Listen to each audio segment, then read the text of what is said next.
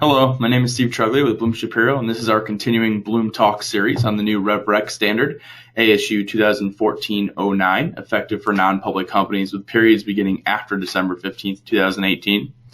Today, at a high level, we'll be going through what a performance obligation is, how to identify performance obligations, and what the next steps in the process are after you have identified the performance obligation or obligations within a contract.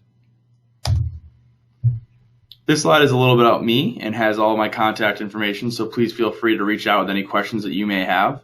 And let's get into identifying performance obligations. Identifying the performance obligation in a contract is one of the most critical steps in the new RevRec standard. It sets the stage for all the other decisions to be made in the following steps and really requires you to identify what the contract has promised to the customer. The definition of a performance obligation is a promise to transfer or offer a good or service. Note that the definition mentions a promise, and that's really the key here. The first step when identifying a performance obligation, I think, should be to first read through the contract and identify all of the promises made within that contract. Once the promises have been identified, you then want to assess if the promises meet the following criteria. The first is the good or service or bundle of good or services is distinct within the context of the contract.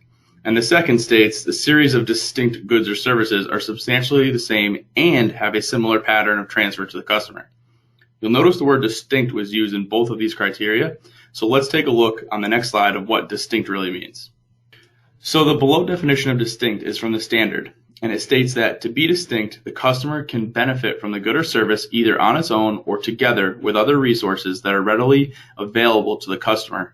And the entity's promise to transfer the good or service to the customer is separately identifiable from other promises in the contract. It is important to note that if a promised good or service is not distinct, an entity shall combine the good or service promise with other promised goods or services until it identifies a bundle that is distinct and would qualify as performance obligation. The way I like to think about it is if you promise to install cabinets, a countertop, and a sink, on their own, they may not be distinct, but when combined, the overall promise or performance obligation would be to install the kitchen, and that would really be what you're going to be recognizing for a performance obligation.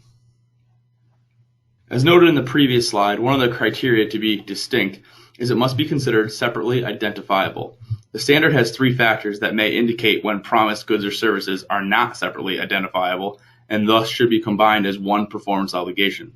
Those are listed below for your reading. But the key is to remember the following key words and phrases from each one. The first is services of integrating, the other is modifies or customizes, and last one is highly interrelated.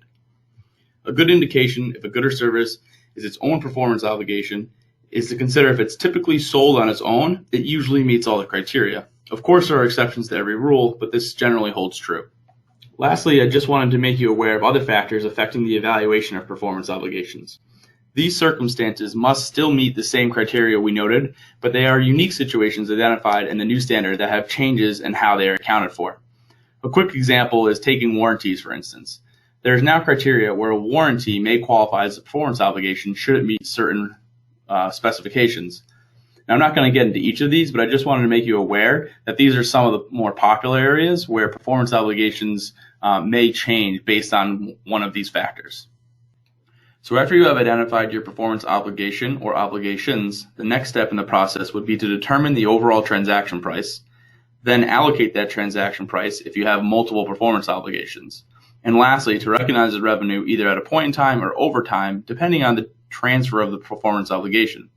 Be on the lookout for more Bloom Talks on these topics. If you have any questions at all, please feel free to reach me at my email on this slide, and be sure to check out other revenue recognition resources and articles at the Bloom website in the link below.